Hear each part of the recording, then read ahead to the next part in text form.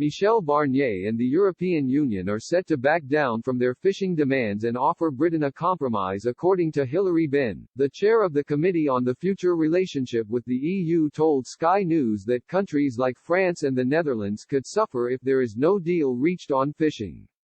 He added that a no-deal Brexit is a bad outcome for the European Union.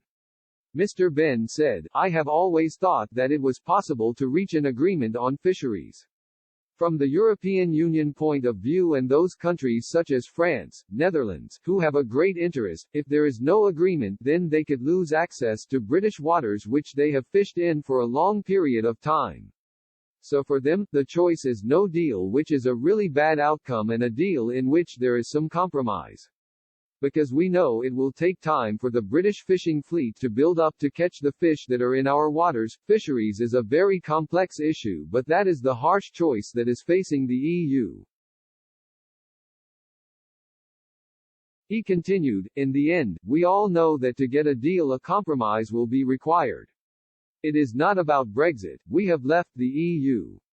This is about if a deal can be done to make the impact of Brexit, which will be bad for the economy, slightly less bad than it will be." Mr. Barnier has said Brussels would be willing to give between 15 and 18% of fish quota caught in UK waters by European boats back to Britain under a deal. His offer would be worth an estimated £105 million, €117 million.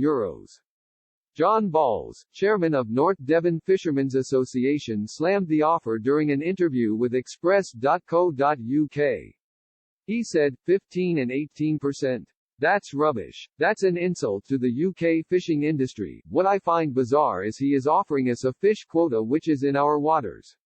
If the French are moved out, if the Belgians are moved out, if the Spanish are moved out, and everybody else who's in the EU, if anybody else thinks they're just going to come into the waters which are now owned and governed by the United Kingdom, that is not going to happen. They will have to come to the UK government and apply for a license to fish within our waters. Then we'll worry about sorting what volume of fish they can take.